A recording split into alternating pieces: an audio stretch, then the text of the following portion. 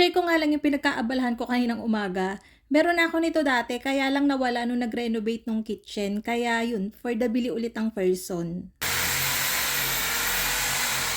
Ako na nga lang din yung nagkabit, madali lang naman 'to.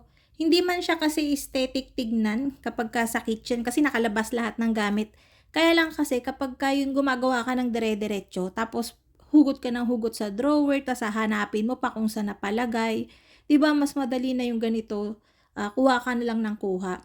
Yung ganyang ano kasi itong ano ba yun, hindi ko alam kung ang tawag yan, yung parang net na ano, ₱115 lang yan isa. Tapos yung mga sabitan nabibili ko lang for ₱6 each. Kaya yun, ang mura nga lang din niya tapos ang ganda pa niyang organizer. Matibay din naman. Nabili ko nga lang 'to sa Unitap. So mga Chinese, mga Taiwanese na store meron 'to sigurado. So tingnan niyo na lang.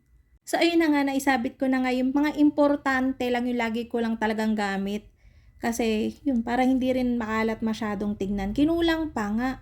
Ang dami ko pa rin nakalabas, tanyo ito. Yan pa hindi mga naisabit, pero at least may yung mga importante nga nakasabit na. So madali na lang kumuha ng kumuha. For the hoarder kasi ang person. Tapos ayun, pinapagalitan ako nung kasama ko dito sa bahay. Sabi niya, maayos lang yan te sa una kasi bago pa lang lagay. Tingnan mo pagka gumagawa ka na. So yun lang, share ko lang. Pero kung gusto nyo, try nyo din. Yun, thank you, bye-bye!